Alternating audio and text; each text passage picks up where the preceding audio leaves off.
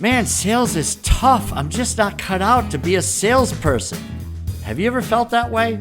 Selling doesn't need to be so difficult. My name is Harry Spate.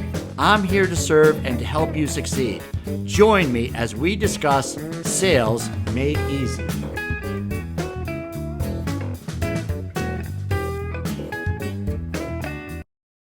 Wrought with limiting beliefs. We all have them.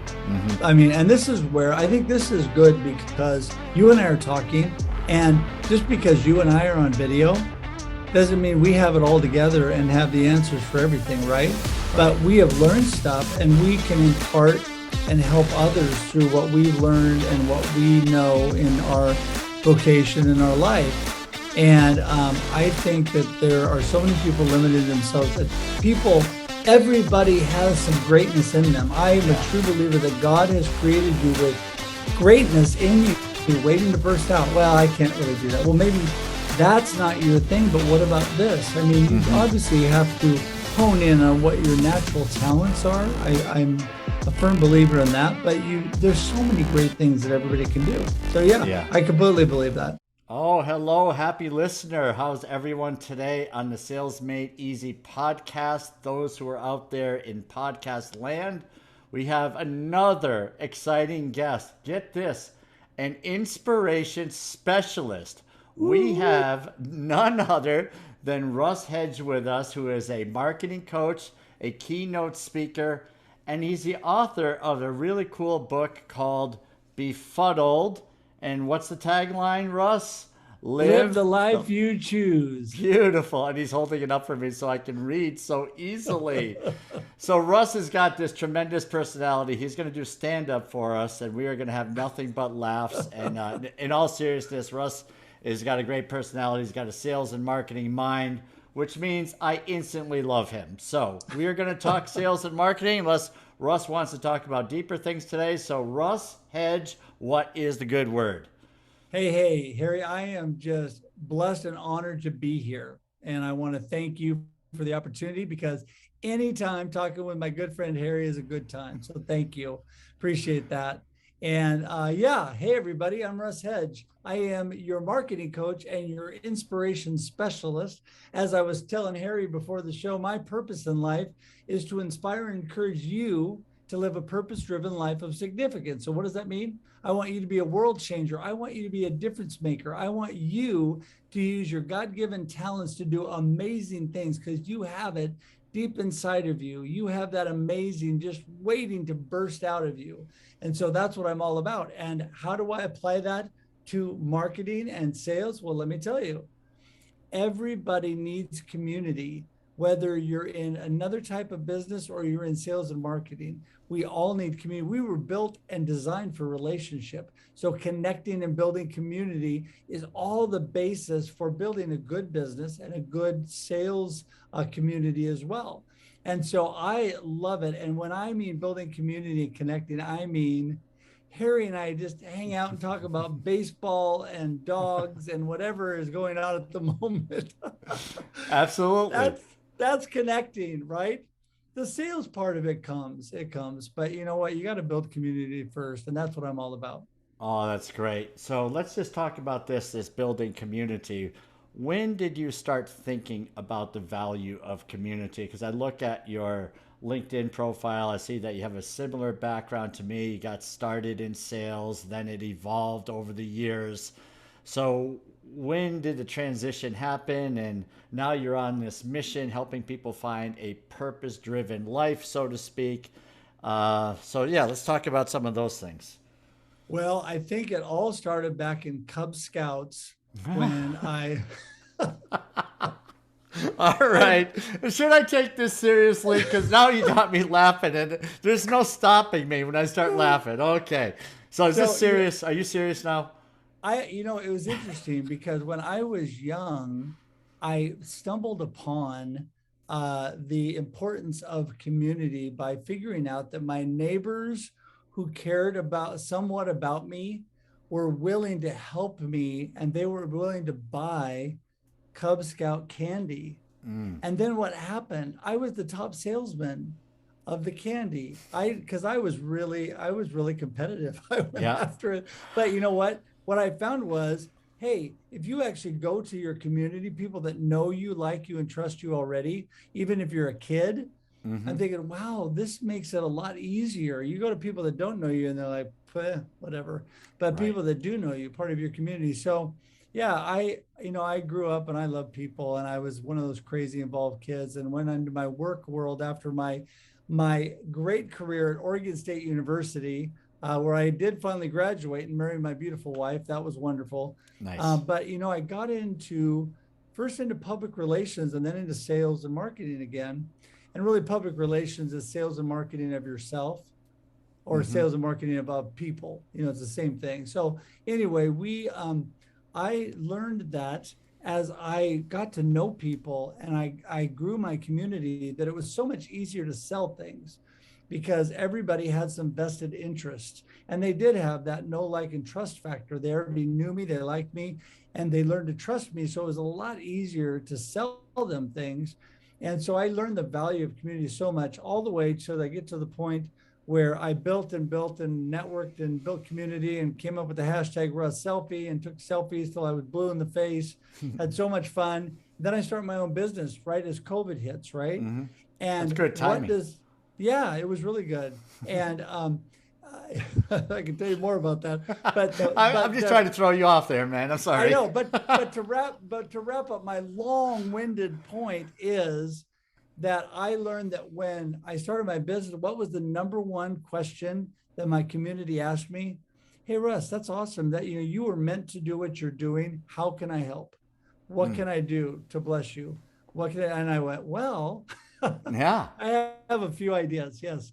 And so that's how I started. And that's what really fuels me and propels me to this day is people that I get to know. And the better I get to know them and the more people I get to know, the more people want to help me. And it's really, though, because I poured out and gave and did things for people because I cared. I mean, I really authentically cared about others. And so when I connect with others, I want to watch your show. I want to comment and do things on other people's shows right now, on this, like live streaming. I want to Mm-hmm. go to networking events. Tonight, I'm going to an event, a 30-year anniversary of one of my sponsors, who's a really good friend, a big real estate company here in the area. Mm-hmm. And I am going intentionally, purposefully, only for one reason, besides have fun with everybody, but is just for this person. That's why Yeah. I'm going. I'm going because I care about them, because I want to give back and show them that I care about them. And so, yeah, I mean, that's really where a community is so important. Yeah, I love it.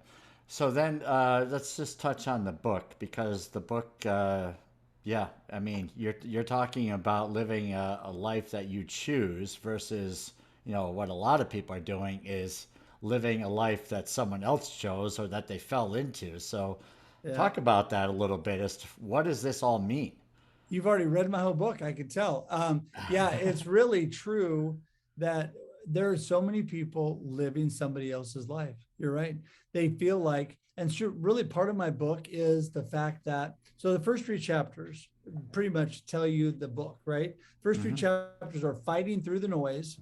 And I wrote these titles of these chapters before COVID.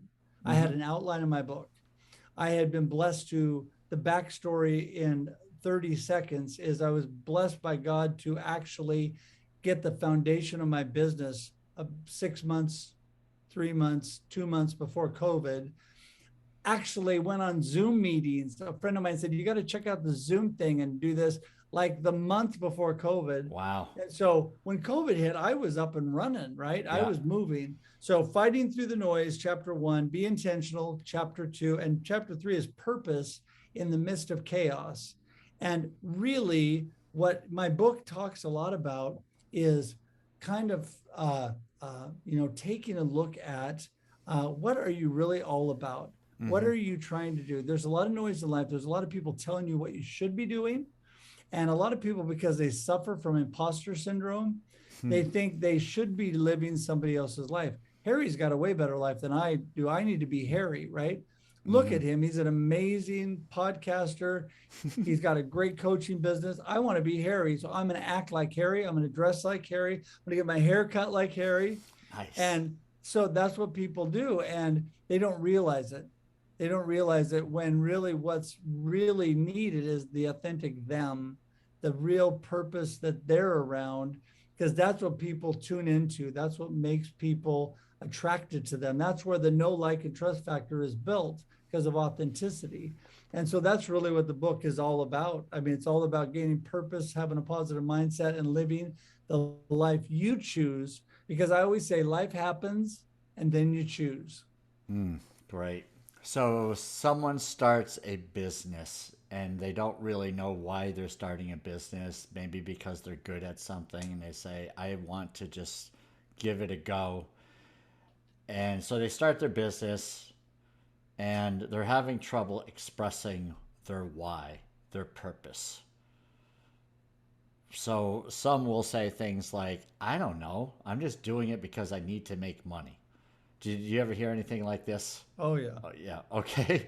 All So the time. all right. So how does your book help people to get beyond that really simple first glance at what they think is their why? Well, I think that it kind of nails down some, I tell some stories from my life, Mm-hmm. and I try to show that circumstances in life happens. When I was at Oregon State, I had a great college career, graduated, but I had rough time through college getting beyond the social life of college. And this was a really good example when it comes to purpose and what you really want to do in life. I went to college not because I wanted to, not that I really didn't want to, but Mm-hmm. it was expected. Mm-hmm. It was expected. It was what you did, and the plan was in place. You were to graduate from high school, you go to college, you get a good education, you graduate from college, you get a good job, you get married, and you move on, right? Right. None of those things are bad at all, but that was the path that was already set. So, I mean, that's what I was doing, right? But was it Mm-hmm. really what I was choosing? No. Right. So when I got into college, what happened? Well, I reverted to Russ. I just became super social, little too social, played a lot of basketball at the recreation center, and I realized that majoring in hoop and girls was not going to probably get it done, right? So I had to get myself together. And then the second year, the summer after the first year, there's a little part of the story in here on this one. And as I had a horrific accident and I almost died. I was going onto a highway, was hit by a truck going 60 miles an hour, was life lighted to Emmanuel Hospital in Portland, and was basically saved by the grace of God, but a trauma team that was there that operated on me and put me back together. Wow. And so it really gave me some more perspective on life. But did I learn right away? And did I go back to a perfect life? No. Instead, I still had to work through things. So when I got into my career and moving along, this is where I really started to see it. The older I got and had kids and a family and all that, I'm blessed with what I have. Mm-hmm. But I started realizing and I started navigating through life and realizing that I really wanted to live the life I chose, that I really wanted to. And so back to does my book help you? Good stories with good analogies on what I learned and what I want to impart with people that I think will help them in their life. Some good points, some good positive points, and things that I do now that really I think help people to get on track and get focused. Yeah, I mean, I was just listening to a podcast that talks about the value of story and the human connection. Right. And so, and you started out saying that that community, we're all part of community. That's kind of the way we're wired. The Yep. same is true with storytelling. And so, as I'm Yep. listening to this story, you can't help but feel like a connection. It's like, you're going through this and, how close to death you were. That's your story, right? That comes Right. to life. And so the listener now looks at you as someone that is much more relatable than someone that says, look, I'm a digital marketer. I help small businesses with their marketing. It's like, how boring is that, right? You and a million others. But Yeah. it's that Well, story that, yeah. yeah. So talk to me on that. It sounds Well, like oh you're, no, I was yeah. going to say, no, I totally agree with that. And yeah, people relate to stories. And so, what I said before, life happens and then we choose. So I was at a point when I had the car accident, I was at a point where I was 19 years old and I had to make a choice, right? I could wallow in the fact that I broke both collarbones and couldn't even lift my arms above my head. I could wallow in the fact that I had double vision and I had lost my memory totally because I had so much brain swelling when it happened. And there's all these negative things that happened to me. But you know what? I chose to make the best of things. And when my brain came back and I could think what I was actually doing, I really kicked into gear to the point where a day short of 3 weeks, I was out of the hospital. I went home and rehabbed and did outpatient. What I had to do, I had to learn to walk again, talk again, do all the things that needed to be. I had my jaw broken. Some people think that might have been a good thing and wired shut. I had it broken in like 4 places and Mm. a plate, a metal plate in my jaw and all this stuff that had happened from this accident. But I kicked it into gear. And you know what I did? I told them, I set a goal for myself. I said, well, I'm going back to Oregon State in the fall. And this happened July 9th in the Mm-hmm. summer. And the Mm-hmm. doctors laughed hysterically at me. Oh They boy. said, you are a crazy man. There's no possible way. And I said, well, sorry, but I'm going. It's not your choice if I Mm-hmm. go back. You're not going. I said, oh, yes, I am. They said, you're not going. I said, yes, I am. So a little bit of stubborn streak there. Mm-hmm. So they put me through a battery of tests and I had to pass through everything. And you know what? They said, okay, I guess you can go back to school. So I went back in the fall. What I did though, and the whole point of that is not that I was so miraculous, but that I set a goal for myself. I pushed forward. I achieved something, and I realized through all of that how important life is. I mean, I was this close to death, and had I not made it through, I wouldn't have two.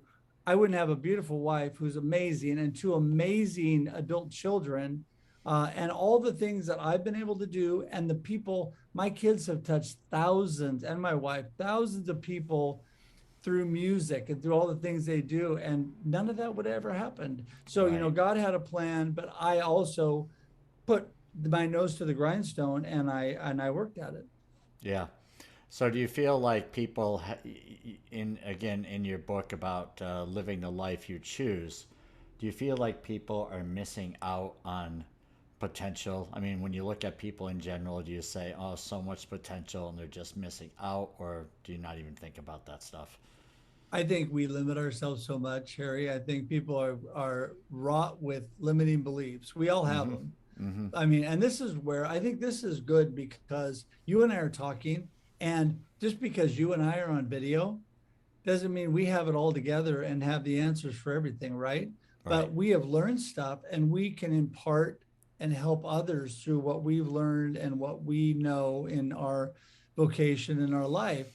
And I think that there are so many people limiting themselves that people, everybody has some greatness in them. I am a Yeah. true believer that God has created you with greatness in you waiting to burst out. Well, I can't really do that. Well, maybe that's not your thing, but what about this? I mean, you Mm-hmm. obviously have to hone in on what your natural talents are. I'm a firm believer in that, but there's so many great things that everybody can do. So yeah, Yeah. I completely believe that.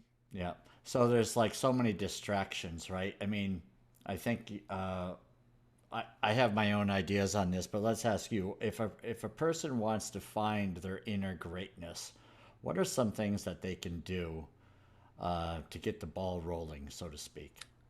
Okay, well, I have lots of ideas there. First of all, you should read the book by Bob Goff called Undistracted. If you haven't read books by Bob Goff, he wrote Love Does, Everybody Always, Think Big, and you can tell I like this author. Mm-hmm. And the latest one is Undistracted. Great, great author. But, it's really all about, um, it's kind of like when the airplane loses pressure and down comes the masks, Mm-hmm. right? Yep. You got to put on your mask so you can help other people, right? you got to put on your mask in life. You got to help yourself. There's got to be a certain amount of self-care and focus on you and what's going on. That doesn't make you selfish. That means you're making yourself better and doing better so you can help others be better, right? Right. Um, I love my friend Russ Johns, who says he's there to help more people. It's all about focusing in on what we need to do so we can get out there and help others. And I give some great examples. I am a huge advocate of morning routine. So I Mm-hmm. have a new LinkedIn newsletter. If anybody wants to read it, it's amazing. LinkedIn newsletters are kind of cool. I have over 500 subscribers in a couple days on this newsletter, and it's called But First Coffee. Yeah, that's Yeah. because it's the morning, right? Right. I thought that was a good start because I love coffee. But it's all about the importance of morning routine. And I talk about it in my book. 3 things I do quickly in the morning before my feet hit the floor is I have my own little positive talk. I start by saying how thankful I am for my beautiful wife, for God, for my children, for all the great Mm-hmm. things in my life. Number 2, I say, I've got this. I give myself a little pep talk. I've got this. I have the talents and abilities to do what I need to do. And number 3, I decide today's going to be awesome. And I Mm-hmm. have people I coach that laugh in my face and say, Russ, I can't say today's going to be awesome. I'm not a morning person. I don't feel awesome. And I said, well, I'm a morning person and sometimes I don't feel awesome Right. either. But I make that decision. Why? Because I'm setting my mindset on how I want the day to be and what I want to be thinking. So when I walk out the door, it's like putting on my awesome filter, right? Mm-hmm. So we all filter life through a lens. So when I go out and all the negative things hit me and all the stuff comes flying, it's not quite so bad because I've Mm-hmm. already decided today's going to be awesome. So I'm starting from a positive. Most people wake up and the first thing they're doing is worrying and fretting. They don't want to get out of bed. They don't want to go to work. It's Right. Monday, yada, yada, yada, right? Yeah. All that stuff. There's no Well, control of the thinking, right? It's just whatever no. happens, right? Whatever thought goes into the mind. So then it's Yep. typically, for whatever reason, it's negative, No right? intentionality Yeah, at all. exactly. And so we got to be intentional. And so, yeah, so that's what I do. And that's the first thing. But then I have exercise. I do morning devotions. I do journaling. I have a routine that I do that gets my brain set, some quiet time, walking with my dog, swimming in the pool, all the things that I need to do that helps me focus, get relaxed, and start the day on the right track. This is how we live the life we choose. This is how we focus and do the things that we were created to do, that we can make amazing things happen, is Mm-hmm. because we give ourselves time to start on the right foot. Yeah, love it. What about your children? Did they adopt this thinking early on, or are they adopting it? Or if you don't mind asking that question, I because have amazing children who were a gift from God, and despite all the mistakes I made, somehow turned out good. Uh, yeah, I was always Mr. Positive, upbeat, guy. And so, um, yeah, my kids are completely different. I could tell you a hmm story about them, but my daughter, who's the oldest, very, very straight A student, very intentional about her life. And yeah, she really kind of got in line with a lot of things. Very, very compliant child, easy. Oh my hmm goodness, way too easy. And she turned out to be amazing. She got to the point she made her own choices in life. She's now a worship pastor full time and a beautiful musician and has a beautiful voice. Our family is very musical. My hmm wife has got a gorgeous voice, and we come from a musical family. My Nice. son uh, was a little rougher. hmm He was a good kid, but he was all boy, and Yep. it was not as easy. He was not a straight A student. He didn't love school. He loved hmm the music. He loved the social part. Got that for me.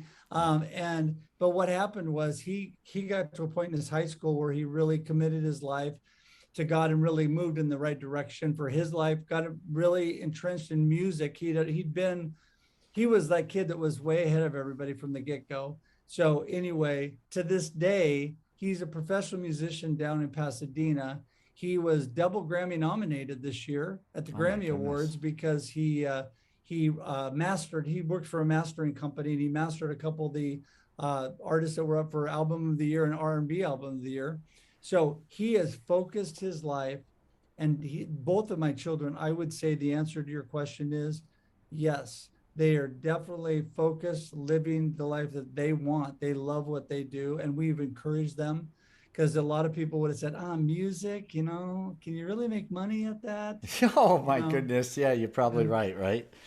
You know, yeah. So, what are you yeah, going to do if that doesn't work out, right? That's the yeah, really, first thing. what's your fallback? What's your fallback? Well, my daughter did get a college degree and my son got an associate's, which does help them in college. But yeah, no, they both have put their heart and soul into it and are doing amazing. And so I'm very thankful for that. It's interesting. So, a lot of times I think when people look at their kids and they say, well, I want my kids to turn out like me. I want them, and sometimes they go opposite directions. Doesn't mean it's forever, Right. but I Exactly. mean, they get to make their own choices in life. So, You I have mean, We yeah, have to hope and pray when that time comes that our kids make good choices, because you're right, it's totally up to them. And even if they're good kids and they've been raised well, they could still make bad choices. You're right. yeah, and I love the fact that you kind of felt like you could break the mold somewhere along the line where you said, I lived a life that was chosen for me. Right. And then you started making your own choices. But it sounds like your kids may have figured that out a little, I mean, early on in life too. Or is that what you've Right. been preaching, really preaching, I think fits, but you know what I mean, Yeah. right? Yeah. No, From a young age. yeah, no, I agree. That what we did is I actually learned from I had great parents. I had great parents that supported me. I was a crazy kid that did everything, right? And they came to everything, my sporting events, my musical events, everything that I did. My kids were the same way because I was of that cloth. I went to everything. I was involved in all the parent committees. I was at school all the time. All my kids' friends knew me. I was entrenched in their life and all they're doing. And I think they saw that support and what I was doing for them, and that I was really living the life I chose and loved it, and supported them living the life that they chose. And they were both very involved in sports and music, but especially music. And yeah, I mean, it turned out to where, like, I can truly say it's their lives, not mine, but I can truly say that they both love what they do, and they were both made and created to do that. They're amazing. Yeah, that's great. You can really tell how you feel about it. So how do you help like with them as a marketing coach? Do you ever kind of stray off of the marketing and do you talk about, some of these higher calling topics? Because, yeah, All I the mean, it time. sounds like you're pretty passionate. Well, because I feel like you got to back up. I mean, we're not going to jump into doing social media marketing. That's like way down the road. Let's back up and find out, where are you, right? Talk to me. Talk to me. Where are you? How are you living your life? How do you feel about things? Do you really like what you do? Is this Mm, what you should be doing? Do you have purpose in life and what you're doing? Are you living your life, or are you living somebody else's life? And we got to get over that hurdle first before we can get on to the marketing. I really like to back up and do that because I think people really need to be thoughtful about where they are and what they're doing. And then, sure, I mean, then, I can take them on to all the regular marketing things and help them with their sales and do all those kind of things as well. But I just feel really called to for people to take a snapshot of their life and figure out, where are they really, and is hmm this really what they want to do? Because I feel like you're beating your head against the wall. I am coaching them and they are in their vocation if it's not what they're called to do and they don't love it. Yeah, I mean, so do you are you pretty selective then with your clients so that they're on mission or, I'm that you selective with feel, everything that I do, especially yeah. my live stream guests. But Harry made the cut. Harry's awesome. And so, yes, You held the I had mirror up in front of me and it yeah, fogged up a little bit and say, yeah, that guy's he qualifies. I just really like the look here. Yeah, So true. yeah, actually, it's interesting. Someone asked me that the other day, and I've chosen with my business, I get to work with who I want to work with. I get to do what I want to do. I get to I get to choose, right? Even more than before. Even though I loved what I did in sales and marketing, working for another company, you got to follow their rules and do their things and you go their way. And I didn't always agree with all that. I mean, we never do. Yeah. There's no way. We're never in 100% agreement. Sometimes I don't agree with myself. That could be an interesting conversation. But anyway, but I can relate. Yeah, I mean, totally. But yes, I handpick who I work with, who I go after, and all that I do because I want people that are invested, that are like-minded, that, and I continue to grow and evolve like everybody. And what I mean by evolve is I try to get better and I try to shape within. As you can tell, I'm very clear and passionate about what I'm all about. But I've tried to be better about shaping my messaging, especially my digital messaging, and how I'm going about things within that. And I get a lot of input. I mean, I've learned another good little tip for everybody.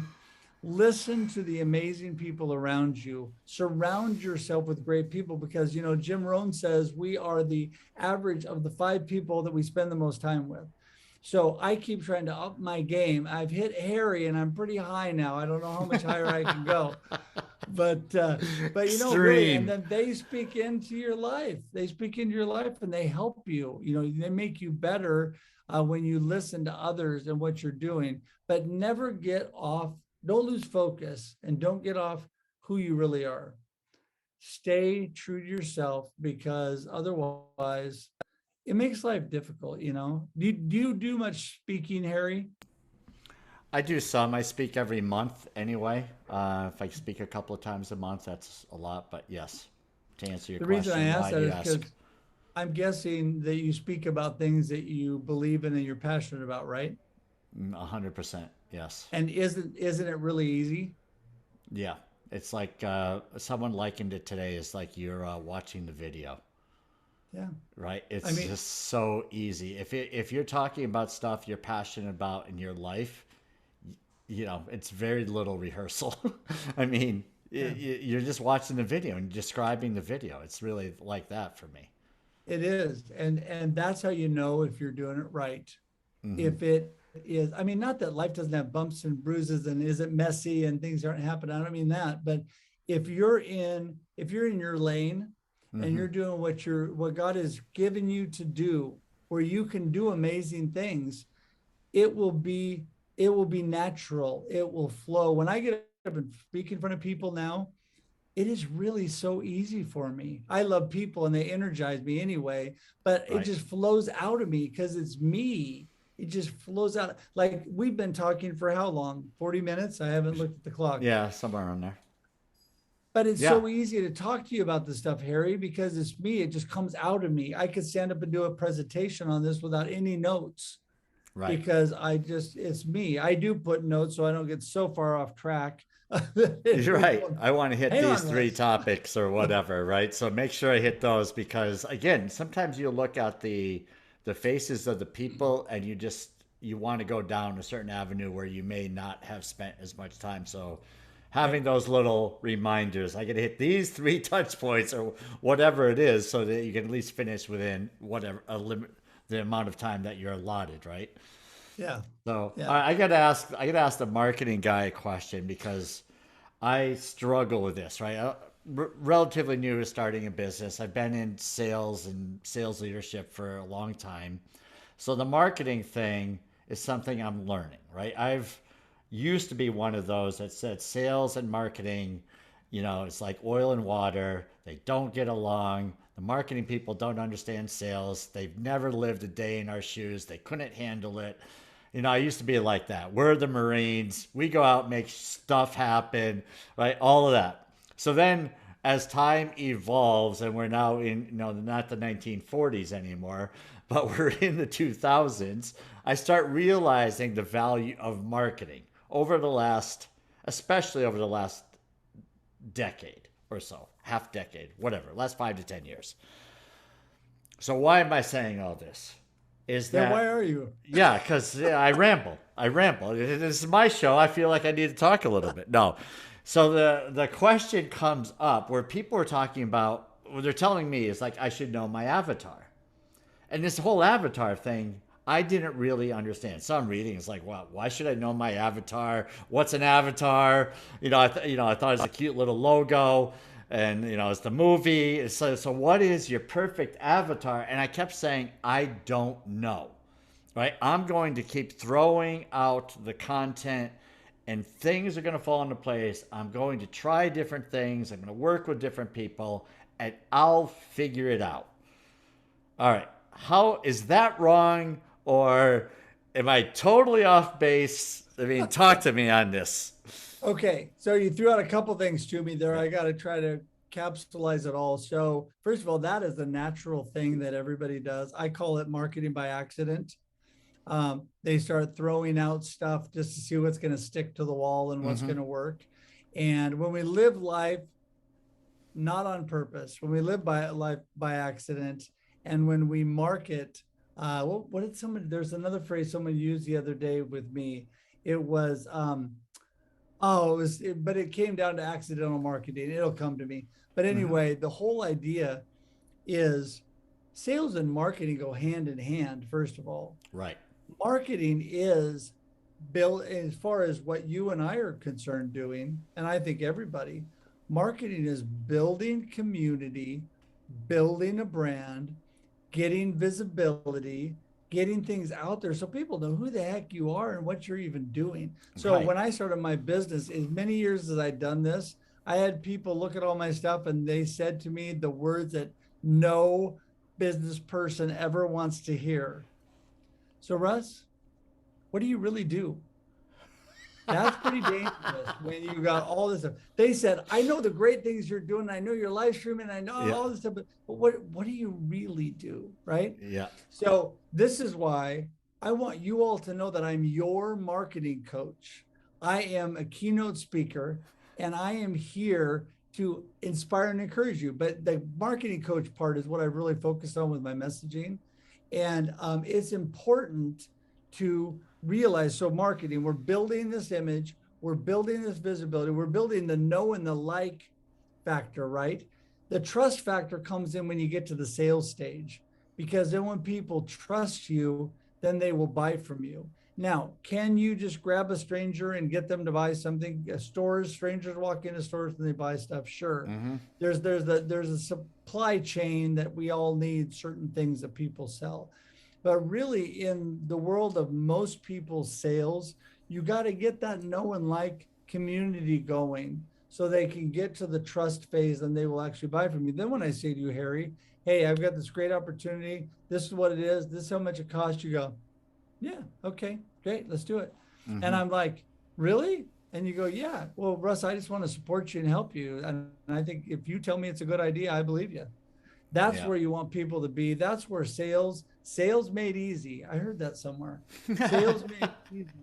And that's where it gets easy, because then people want to help you, and it changes the whole thing. Back to my Cub Scout days, everybody thought I was a nice kid, and I was in Cub Scouts, and they knew my parents, and I was their neighbor, and they wanted to support me because they were my community at that point. Yeah. So I like what I'm hearing. And so the question that comes to mind, what if someone is new in business and they don't know what they don't know yet? And I think that's one of the things that I'm learning. So when I got into sales years ago, I didn't understand who my ideal client was when I first started selling, right? Your and I was avatar. selling. Yeah, exactly. And I didn't know any of this, right? And I was going without direction, well, to some direction, but it was a lot of trial and error. And I was selling these $50,000 color printers back in the mid to late 90s. So I didn't even know who bought those things, right? So, you're calling on different companies, you're trying to find, well, who is interested? There's curiosity, and then there are people with real needs. So then I look at now starting a business, I say, like looking back then, I found what I didn't know, where the application best fit. And so today when people say you've got to know, the riches are in the niches, it's like, well, how do you know this stuff, right? I mean, You like John Nemo? Come on, bud. Yeah, okay. So that's what been he said always says. before. Yeah, I hear that quite a bit, and it's just like, oh my goodness. I said I'll find the niches eventually. You know, Yeah. there will be a revelation eventually. I'll just keep putting out to the universe. I have a general idea. Don't get me Right. wrong. Yeah. I'm not like, calling on whatever monasteries and saying, "Are you guys interested in growing sales?" It may not be a bad market, but it's not my market. So, Right. Right. right, but you get the idea. So, is So that pretty common where I people would say think like that? I'd say it's totally common, and I would say fail your way forward. Mm-hmm. Work on narrowing down your scope and figuring that out, and just start moving forward. So keep active, keep doing things, and as you figure it out, you narrow that down a little bit. This is where the whole funnel thing comes in Mm-hmm. sales, right? You're trying to grab people and funnel them the direction you want to go. It's really that way too with your business approach. You want to funnel it down to I know that's overused term, but you want to funnel it down to be focused on who is your avatar, who is your ideal client. And I had a really good coach the other day that I was talking with and Mm-hmm. working with, and he really helps businesses. He goes in, and I love what he told me. He goes, "So, who is your client?" And they said to the business, he goes, "We just need to figure this out." They go, everybody Oh, can buy our okay. product. Yeah. And he goes, "Oh, really? Do you sell it over in England? And do you sell it in Australia?" "Oh, no." "Well, then your client's not in England and in Australia." "Right, right. Okay. So do you sell it to people in Florida and New York?" No, it's Oregon. It's Oregon. "Okay. So let's start here. Geographically, we're talking people in Oregon, right?" There you go. We've made a great. "Do you sell to all of Oregon?" "Well, no, I'm in Salem." "Okay. So you sell to the Willamette Valley." There we go. "Okay. So we've got it down. We got the Willamette Valley." "Okay. So do you sell to funeral parlors and to single mothers that stay home?" "No, no." "Of course I don't." "Well, so you don't sell to everybody, right? So who do we sell to?" And he just keeps funneling them down to where they look at things. A good example, the business I was in before was actually, I was sales and marketing manager for a restoration company before I started my company. Who uses restoration companies? Well, people that have disasters and things happen, right? Who really Mm-hmm. drives that process? Insurance agents for the most part, realtors a little bit, property managers a little bit. So now we're getting it down to who is our avatar ideal client is somebody in the Willamette Valley that works with people that have disasters or problems in their home, which is usually insurance agents, realtors, people like that. So we're honing down that's who we're going after, right? So that's where you should be spending your marketing efforts and your time. So in like the coaching business, who do I deal with? Well, the top of my website asks you, is your business struggling? It's because I deal with people that are struggling in their business. It says, do you feel disconnected? Because I help people that feel disconnected, that need to connect to their ideal client, their avatar, to what their real focus should be. And then I do throw in live the life you choose, because that Mm-hmm. is my theme of life. And I give them 3 simple steps to transform their business, and they can download a free PDF. And then I use that to launch them into a consultation and help them further with coaching, because there are 3 simple steps which deal with connection.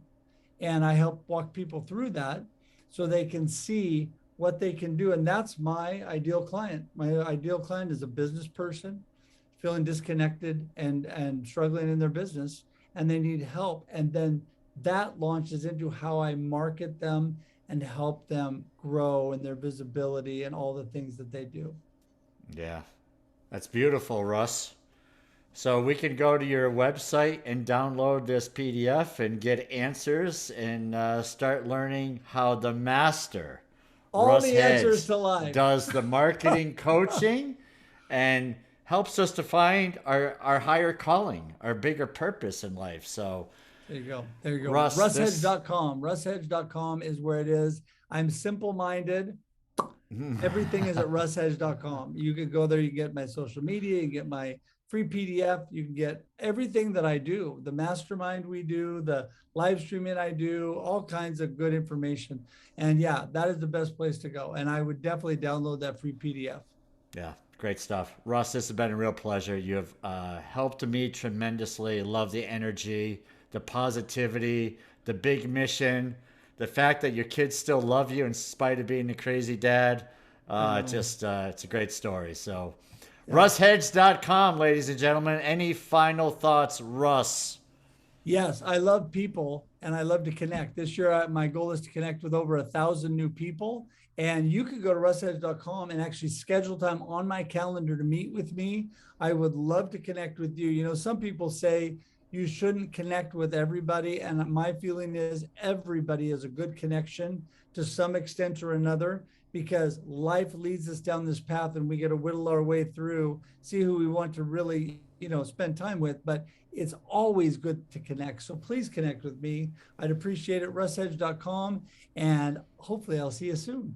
Yeah. And you'll learn something and maybe have a smile or a chuckle too. So, all right. Thanks again, Russ. You're awesome.